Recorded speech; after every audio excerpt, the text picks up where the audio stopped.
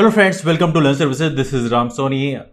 UPSC civil services का जो GS का क्वेश्चन पेपर है 2019 का, उसको आज हम डिस्कस कर रहे हैं। देखा जाए तो इसमें स्टार्टिंग के जो 20 क्वेश्चंस हैं वो हमने पिछले वीडियो में डिस्कस किया है। उसकी लिंक मैं नीचे डिस्क्रिप्शन बॉक्स में दे दूंगा, या तो कुछ ऊपर के जो आई की बटन है उसमें भी आप उसको पा सकते हैं। तो ये डिस्कशन रहेगा हमारा यूपीएससी का जो सिविल सर्विसेज का एग्जाम है, ये है 2019 का। इसको आज डिस्कस करेंगे। So let's begin this one. Channel का नाम है लर्न सर्विसेज और मेरा नाम तो आप जानते हैं, दिस इज राम सोनी। आइए डिस्कशन को स्टार्ट करते हैं। Let's begin discussion on the table. Well, आज ये 21st क्वेश्चन में पूछा गया है कि निम्नलिखित में से कौन सा एक पादप समूह नवीन विश्व न्यू वर्ल्ड में कृषि युग बनाया गया तथा इसका प्राचीन विश्व ओल्ड वर्ल्ड में प्रचलन शुरू किया गया। काफी इंटरेस्टिंग है वैसे देखा जाए तो। ये वर्ड जो है थोड़ा सा काफी इंटरेस्टिंग है देखा जाए तो। इसका सही आंसर है तंबाकू, कोको और रबड़। तो इसका सही आंसर है ए ऑप्शन है। ऑलराइट, तो कौन सा एक पादप समूह नवीन विश्व में कृषि युग बनाया गया था, इसका प्राचीन विश्व में प्रचलन शुरू किया गया था? तो ये है तंबाकू, कोको और रबड़। तो मॉडर्न जो इंडिया है, मॉडर्न जो वर्ल्ड है, इसमें न्यू वर्ल्ड जो है, इसमें बेसिकली इसको काफ़ी डोमेस्टिकेट किया गया। इंट्रोड्यूस तो पहले ओल्ड वर्ल्ड में किया गया था। ये हैं टोबैको, कोकोआ और रबर। ये काफ़ी महत्वपूर्ण है, इनको आप जरूर याद रखें। हालांकि ऐसे क्वेश्चन पीएससी बहुत कम पूछाते हैं, लेकिन यूपीएससी ने पूछा है तो आप समझ सकते हैं, थोड़ा सा कॉमन सेंस की बात है। अगला क्वेश्चन है, निम्नलिखित में से कथनों पर विचार करना है। एशियाई शेर प्राकृतिक रूप से सिर्फ भारत में पाया जाता है। 2 कुबड़ वाला ऊंट प्राकृतिक रूप से सिर्फ भारत में पाया जाता है, या 1 सींग वाला गधा प्राकृतिक रूप से सिर्फ भारत में पाया जाता है? तो बेसिकली इंडिजिनस जो हमारे एनिमल्स हैं उनके बारे में बात की गई है। तो इसका सही आंसर देखा जाए तो है ए। इसमें केवल एक पहला स्टेटमेंट सही है कि एशियाई शेर प्राकृतिक रूप से सिर्फ भारत में पाया जाता है, एशियाटिक लॉयंस। बाकी 2 कुबड़ वाला जो ऊंट है प्राकृतिक रूप से सिर्फ भारत में नहीं पाया था, क्योंकि जो बाकी जो अफ्रीकन रीजन है वहां भी पाए जाते हैं। और 1 सींग वाला गधा भी प्राकृतिक रूप से सिर्फ भारत में नहीं पाया था। तो केवल पहला ही स्टेटमेंट सही है, तो इसको आप याद रखें। काफी इंटरेस्टिंग क्वेश्चन है और काफी महत्वपूर्ण क्वेश्चन भी है, तो इसको आप जरूर याद रखें। इसमें लिखा है Asiatic Lions is naturally found in India only. तो ये तो आपको बता दिया मैंने, ये बिल्कुल सही है। और डबल हम्प्ड कैमल जो है ये इंडिया के अलावा बाकी जगह पाया जाता है, और वन हॉर्न राइनो भी हमारे इंडिया के अलावा बाकी जगह पाया जाता है। तो ये आप याद रखेंगे। अगले क्वेश्चन आपके सामने निम्नलिखित युग्मों पर विचार करना है। यहाँ पर प्रसिद्ध स्थान दिए हैं, साथ में उनके साथ में नदियों के नाम दिए हैं। तो एक क्वेश्चन देखा जाए तो काफी डिफिकल्ट क्वेश्चन कह सकता हूं मैं, और आपको बताना है इनमें से कौन सा युग में सही सुमेलित है। तो केवल 1 और 2 इसमें सही है, याद रखेंगे कि पंढरपुर जो है चंद्रभागा पे है और तिरुचिरापल्ली कावेरी पे है। तो ये दोनों स्टेटमेंट सही हैं, और ये last statement is not right. Hampi Malaprabha नहीं है, दिस इज रॉन्ग स्टेटमेंट। ये स्टेटमेंट सही नहीं है, इसको आप याद रखेंगे। और क्योंकि देखा जाए तो जो मालप्रभा है ये हमारे कर्नाटका की है, कर्नाटका की रिवर ही है, लेकिन हम्पी के किनारे जो है तुंगभद्रा रिवर का बेसिकली नाम चलता है। तुंगभद्रा रिवर जो है यहाँ पास में है, तो मालप्रभा इज नॉट देयर। ये बेलगाम का जो एरिया है वहाँ पर ये मालप्रभा जो रिवर है। तो थोड़ा सा डिफ्रेंसिएशन है, इसको आप थोड़ा सा याद रखेंगे। तो मालप्रभा जो बेलगाम है, जहाँ पे गांधी जी ने अधिवेशन में अध्यक्षता किया था 1924 में, तो मालप्रभा वो है। तो बेलगाम के पास में कह सकते हैं कि दैट इज मालप्रभा। तो दैट्स डिफरेंट वन। हालांकि ये भी उसी की ट्राइबोटरी है, कृष्णा की ट्राइबोटरी है, बट दिस डिफरेंस। हालांकि बहुत डिफिकल्ट क्वेश्चन है आई वुड से, क्योंकि ऐसे क्वेश्चन डिफरेंशिएट कर पाना बहुत मुश्किल होता है, but that's very important question. अगला है, निम्नलिखित में से किसी दिए गए वर्ष में भारत में कुछ राज्यों में आधिकारिक जो गरीबी रेखाएं हैं अन्य राज्यों की तुलना में उच्चतर हैं, क्योंकि? तो गरीबी रेखाओं उच्च होने का एक बेसिक कारण दिया है यहाँ पे, और इसका सही स्टेटमेंट दिखा है तो बी है। कीमत इस तरह अलग अलग राज्यों में अलग अलग होता है। तो इसका भी रीजन है क्योंकि अलग अलग राज्यों में अलग अलग गरीबी रेखा है। तो जो हमने बना रखा है, एक क्राइटेरिया बना रखी है कि अलग अलग राज्यों में जो महंगाई है और कीमत दर है वो अलग अलग है, इसलिए उस हिसाब से देखा है तो एक डिफ्रेंसिएशन आता है। तो एक बहुत ही जेन्युइन रिस्पॉन्स है, आप कह सकते हैं, दिस इज जेन्युइन रिप्लाई। अगले निम्नलिखित में से किसके संदर्भ में कुछ वैज्ञानिक पक्षाभ मेघ विरलन तकनीकी तथा समताप मंडल में सल्फेट वायु विलय अंतः क्षेपण के उपयोग पर का सुझाव देते हैं? तो इसका सही स्टेटमेंट है भूमंडलीय तापन को कम करने के लिए। तो मैं इसको हल्का सा एक इंग्लिश कॉन्टेक्स्ट लेता हूं जिससे आपके समझ में थोड़ी आसानी होगी। In the context of which of the following do some scientist suggest the use of cirrus cloud thinning technique and the injection of sulphate aerosol into the stratosphere. Stratosphere में आपको क्लाउड थिनिंग टेक्निक के लिए basically sulphate aerosol को inject करने की बात करते हैं। तो ये जो है बात करते हैं इसलिए कि रिड्यूसिंग द ग्लोबल वार्मिंग, इससे ग्लोबल वार्मिंग थोड़ी कम हो सके, तो इसका मेन कंसर्न है। तो ये भी काफ़ी महत्वपूर्ण है, आप इसको याद रखेंगे। Important one, quite difficult question but important question है। ज्योग्राफी का काफ़ी बेहद महत्वपूर्ण क्वेश्चन है। निम्नलिखित में से किसके संदर्भ में ताप अपघटन और प्लाज्मा गैसीकरण शब्दों का उल्लेख किया गया है? वेल इसका क्वेश्चन का सही आंसर देखा जाए तो ये आंसर है डी, अपशिष्ट से ऊर्जा प्रौद्योगिकी। तो तापघटन और प्लाज्मा गैसीकरण शब्दों का उल्लेख इसमें किया गया अपशिष्ट से ऊर्जा प्रौद्योगिकी डेवलप करने के लिए। तो इसका इंग्लिश में एक बार सुनते हैं तो थोड़ी सी आप कन्फर्मेशन ज़्यादा बेटर होगा। तो प्लाज्मा गैसिफिकेशन जो वर्ड इस्तेमाल किया गया है, पैरालिसिस एंड प्लाज्मा गैसिफिकेशन, ये वर्ड इस्तेमाल किया गया वेस्ट एनर्जी टेक्निक्स में। ये काफ़ी महत्वपूर्ण क्वेश्चन है, one of the most important question for PSC, इसको आप याद रखेंगे। वैसे भी प्रेजेंटली जो है रिन्यूएबल एनर्जी सोर्सेज जो है उसके लिए काफ़ी महत्वपूर्ण पॉइंट बनता है, तो इसे आप याद रखें। अगले निम्नलिखित में से कौन से अगस्त माला जीव मंडल रिजर्व में आते हैं? वह अगस्त माला जो है बायोस्फीयर रिजर्व के बारे में पूछा जा रहा है आप लोगों से। तो इसका सही आंसर है ए। तो इसमें सारे ही आते हैं, देखा जाए तो all of them, Neyyar, पेपारा, सदुरने one प्राणी अभयारण्य और कलाकड़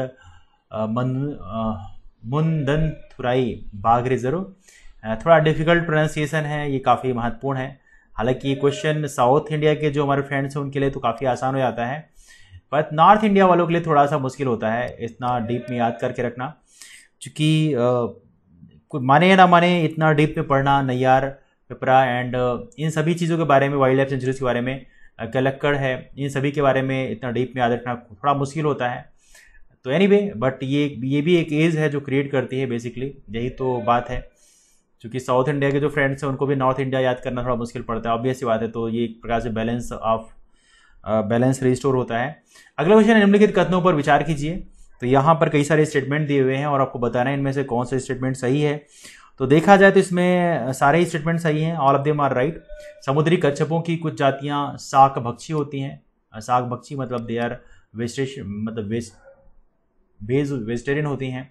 मछली की कुल जातियाँ शाक भक्षी होती हैं, कुछ जातियाँ शाक भक्षी होती हैं, बिल्कुल सही बात है। समुद्री स्तनपाइयों की कुछ जातियाँ शाक भक्षी होती हैं, गुड पॉइंट। सांपों कुछ जातियाँ सजीव प्रजक होती हैं। तो ये कुछ महत्वपूर्ण पॉइंट्स हैं, तो ये बिल्कुल सही है। ऐसे स्टेटमेंट में यूजुअली इस तरह के आंसर्स बिल्कुल सही होते हैं। Some species of turtles are herbivores, बिल्कुल सही बात है। Some species of the fish are herbivores, some species of marine mammals are herbivores, good point. And some species of snakes are viviparous. तो ये एक इंपॉर्टेंट पॉइंट है, इसको आप कह सकते हैं कि this is one of the finest one. इसको आप जरूर याद रखें, इसमें सारे स्टेटमेंट सही हैं। यही ब्यूटी है यूपीएससी क्वेश्चंस में, क्वेश्चंस को डिफिकल्ट बनाती है। कई सारे स्टेटमेंट देके क्वेश्चन थोड़ा टाइट हो जाते हैं।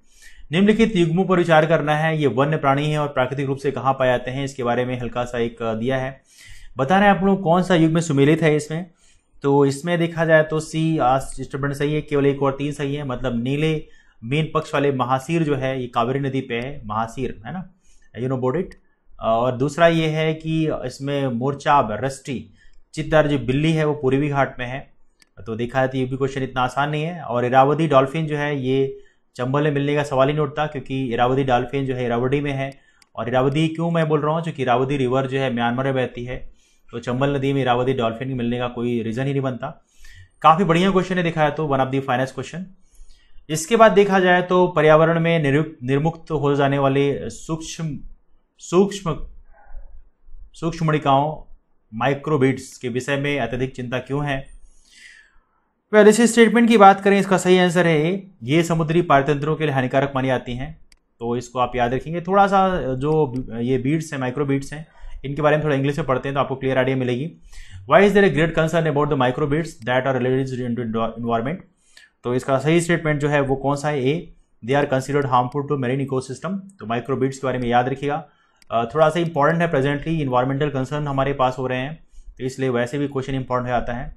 अगला क्वेश्चन आपके लिए, let bring the next question. हाल ही में हमारे देश में हिमालयी बिच्छू बूटी जिरार्डिनिया डाइवर्सिफोलिया के महत्व के बारे में बढ़ती हुई जागरूकता थी, क्योंकि यह पाया गया कि थोड़ा प्रोनाउंसिएशन मेरा इतना परफेक्ट नहीं है, सो ये थोड़ा मिसिंग है, तो आप इसमें बता दीजिएगा, सॉरी फॉर दैट। तो 31 का डी है, यह है वस तंतु का संधारणीय स्रोत है, ये आप याद रखेंगे, वस्त्र तंतु का संधारणीय स्रोत है बिच्छू बूटी का। ओके, तो थोड़ा इंग्लिश में पढ़ते हैं, थोड़ा सा एक क्लियर कट आइडिया मिलेगी आपको। आप बिल्कुल पढ़ सकते हैं, जब भी आपको हिंदी में दिक्कत आए तो आप इंग्लिश से बिल्कुल पढ़िए, भले आप हिंदी मीडियम के हैं, it's completely fine. Recently there was a growing awareness in our country about the importance of Himalayan nettle because it is found to be sustainable source of. किस चीज़ का सस्टेनेबल सोर्स है आपको बताना है, तो इसका सही आंसर है डी, मतलब टेक्सटाइल जो फाइबर्स होते हैं उनके लिए होता है। तो ये आप याद रखेंगे, क्वाइट इंपॉर्टेंट वन। अगला है आपका, निम्नलिखित में से किनका मापन आकलन करने के लिए उपग्रह चित्रों या सुदूर संवेदी आंकड़ों का इस्तेमाल किया जाता है। वेल, इस क्वेश्चन का सही आंसर देखा है तो ये है डी है, मतलब सारे स्टेटमेंट सही हैं। किसी विशेष स्थान की वनस्पति में पर्णहरित का अंश, गुड पॉइंट। किसी विशेष स्थान के धान के खेतों में ग्रीन हाउस गैस का उत्सर्जन, या किसी विशेष स्थान का भूपृष्ठ तापमान। तो ये सारे स्टेटमेंट सही हैं, तो आप इसको याद रखेंगे। 32 all statement right. For the measurement estimation of which of the following are satellite images are remote sensing data used. तो chlorophyll content in the vegetation of specific location, green house gas emission from the rice paddies of a specific location, land surface temperature of a specific location. Well, देखा है तो ऐसे questions को basically जज करना थोड़ा सा डिफिकल्ट होता है, क्योंकि वी कैन नॉट जज डायरेक्टली, बट ऐसे क्वेश्चन में देखा जाए तो सारे स्टेटमेंट सही होते हैं, तो आप इस तरह से लगा सकते हैं। बट ऐसे क्वेश्चन फिर भी मैं कहूँगा कि इन्वायरमेंट के ऐसे क्वेश्चन जज करना काफ़ी मुश्किल होता है और कहीं ना कहीं गलती हो जाती है, तो फिर भी आपको हल्का सा क्रॉस चेक करना पड़ता है। क्रॉस चेक करके आप एलिमिनेशन से आप बना सकते हैं। निम्नलिखित राज्यों पर विचार करना है, यहाँ पे कुछ राज्य लिखे हैं। पूछा गया उपयुक्त राज्यों के संदर्भ में राज्य के कुल क्षेत्रफल की तुलना में वन आच्छादन की प्रतिशतता के आधार पर निम्नलिखित में से कौन सा सही आरोही अनुक्रम है। आरोही अनुक्रम की बात कर रहे हैं, तो बढ़ता हुआ, तो ये ऑप्शन इसमें है और इसका सही आंसर है जो वो है सी। तो देखा जाए तो इसमें देखा जाए तो महाराष्ट्र में देखा जाए तो सबसे कम है एज कम्पेयर टू बाकी की तुलना में देखा जाए। इसके बाद में सेकंड पे आता है मध्य प्रदेश में सेकंड में आएगा। उसके बाद देखा जाए तो यहाँ से आएगा 4 में उड़ीसा में, फिर उड़ीसा के बाद देखा है छत्तीसगढ़ में। तो छत्तीसगढ़ में वनाच्छादन सबसे ज़्यादा परसेंटेज में है, तो ये आप याद रखेंगे। ऐसे परसेंटेज को याद रखना थोड़ा मुश्किल होता है, but these are one of the important question. अगला क्वेश्चन आपका मीथेन हाइड्रेट के बारे में। मीथेन हाइड्रेट के निक्षेपों के बारे में निम्नलिखित में से कौन सा कथन सही है। विलिस स्टेटमेंट की बात करें तो यहाँ पे क्वेश्चन में सही आंसर सारे ही हैं। तो भूमंडलीय तापन के कारण इन निक्षेपों में मीथेन गैस का निर्मुक्त होना प्रेरित हो सकता है। मीथेन हाइड्रेट के विशाल निक्षेप उत्तर ध्रुवीय टुंड्रा में तथा समुद्र आधस्थल के नीचे पाए जाते हैं।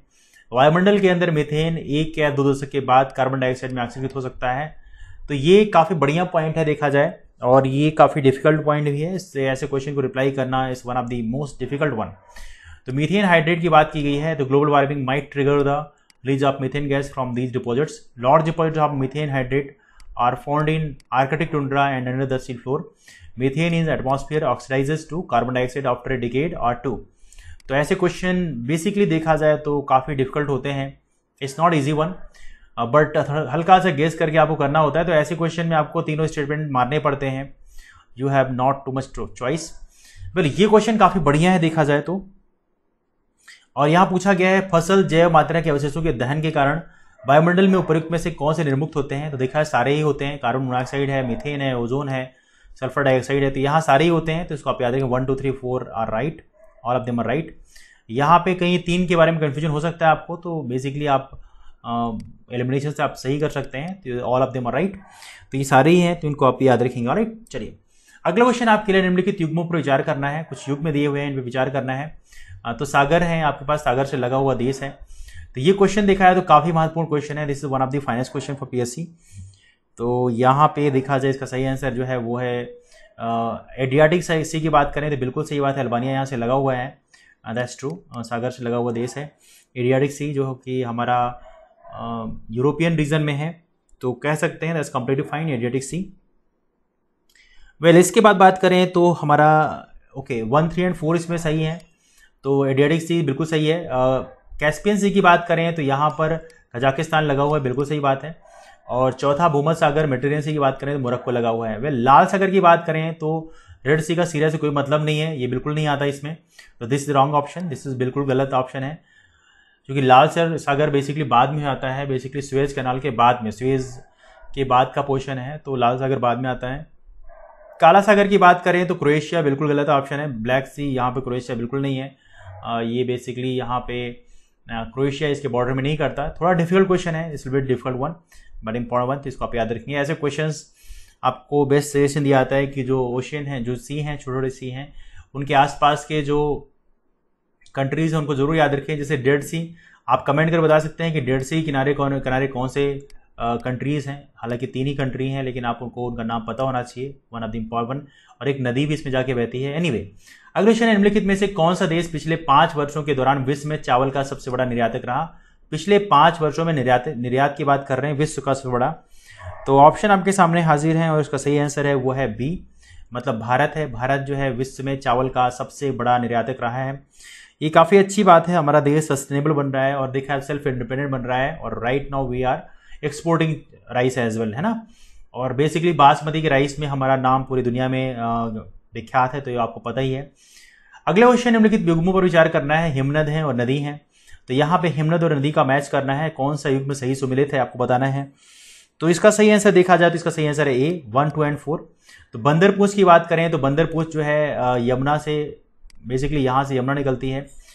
12 सिगरी की बात करें तो 12 सिगरी की बात करें तो ये है बेसिकली चेनाब का, दैट्स राइट पॉइंट, बिल्कुल सही बात है, 12 सिगरी का चेनाब है। और ये हालांकि चेनाब का इतना लोगों को याद नहीं रहता, बट फिर भी आपको याद रखना चाहिए। और लास्ट सियाचिन की बात करें तो यहाँ से नुब्रा रिवर जो है वहाँ से निकलती है, तो ये थोड़ा सा एक हल्का सा हुआ है। मंदाकिनी का मिलाम नहीं है, जम्मू का भी मानस नहीं है, तो ये थोड़ा सा आप लोग याद रखिए। मानस तो हालांकि नॉर्थ ईस्ट का हो गया, जो कि ट्राइब्यूटरी है ब्रह्मपुत्रा की। मंदाकिनी की बात करें तो मंदाकिनी आपको याद होगा अलकनंदा की ट्राइब्यूटरी है, जो कि बेसिकली जिस पॉइंट मिलती है उसको बोलते हैं रुद्रप्रयाग। एनीवे, बहुत ही प्यारा क्वेश्चन है, बहुत ही इंपॉर्टेंट क्वेश्चन है, इसको जरूर याद रखें।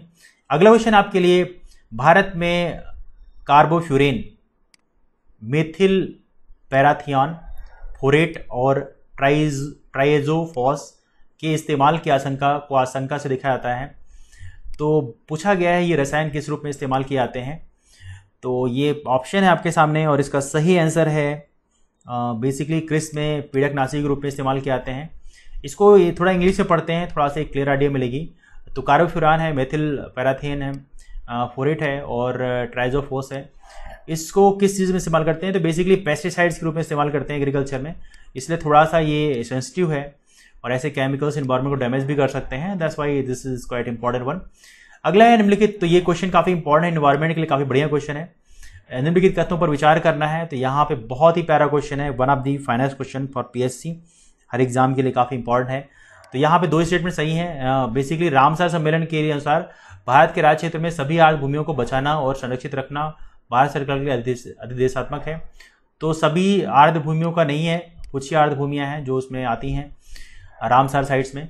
दूसरा है आर्द्र भूमि संरक्षण और प्रबंधन नियम 2010, मतलब वेटलैंड की बात कर रहे हैं, कंजर्वेशन के लिए भारत सरकार ने रामसर सम्मेलन की संस्तुति के आधार पर बनाए थे। बहुत ही अच्छा पॉइंट है, बहुत ही वंडरफुल पॉइंट है, बिल्कुल सही है। आर्द्र भूमि की बात करें, संरक्षण प्रबंधन नियम 2010 आर्द्र भूमि के अपवाद क्षेत्र या जलग्रहण क्षेत्रों को भी सम्मिलित करते हैं, जैसा कि प्राधिकार द्वारा निर्धारित किया गया। बहुत ही बढ़िया आंसर है। 2 स्टेटमेंट सही है, ये स्टेटमेंट गलत है पहला वाला, क्योंकि आप ऑब्वियसली क्रॉस चेक हो रहा है यहाँ पे, आप देख सकते हैं under Ramsar convention it is mandatory जो है on the part of government of India to protect and conserve all the wetlands. तो ऑल द वेटलैंड्स को कंजर्व करने की बिल्कुल जरूरत नहीं है, कुछ ही वेटलैंड जो कि इस समय थोड़ा सा थ्रेटेंड है उनको आप करते हैं। तो पहला स्टेटमेंट गलत है। बाकी जो स्टेटमेंट है, wetland conservation and management rules 2010 were framed by the government of India based on the recommendation of Ramsar convention, बिल्कुल सही है। और दूसरा स्टेटमेंट सही है, the wetland conservation management rules 2010 also encompass the drainage area और in catchment regions of the wetlands as determined by the authority. ये दोनों स्टेटमेंट सही हैं, तो 2 and 3 आर राइट, बाकी रेस्ट आर द रॉन्ग। पहला स्टेटमेंट सही नहीं है, तो 40th का सही आंसर जो है वो है डी। तो ये रहा डिस्कशन आज का। तो ये 40 क्वेश्चन हो चुके हैं। अगले जो क्वेश्चंस हैं उनको हम अगले वीडियो में डिस्कस करेंगे, because time is getting too much, almost 20 minute हो चुके हैं। सो फिलहाल हम यहीं से वाइंड अप करेंगे। तो इस सीरीज को देखने के लिए आप चैनल को सब्सक्राइब कर लें, और देखा जाए तो इसमें जितने भी देश के जितने भी एग्जाम्स होते हैं उन सभी एग्जाम्स के जो जीएस के क्वेश्चन उसको हम यहाँ पे कवर करेंगे। तो ये एक सीरीज़ है जो मैंने स्टार्ट किया है और काफ़ी लंबी जाएगी, तो आप ऐसे इस सीरीज़ को देखने के लिए चैनल को सब्सक्राइब करना मत भूलिए। वीडियो को लाइक कर दीजिए जिससे थोड़ा मोटिवेशन मिले, है ना। दोस्तों भी शेयर भी कर सकते हैं, अपने जो क्लोज दोस्त हैं। फिलहाल आज के लिए इतना ही, आप सभी लोग यहाँ पे आए इसलिए थैंक यू सो मच। मिलते हैं फिर, bye, take care, have a wonderful day, keep forward and thank you so much to all of you, take care, thank you so much.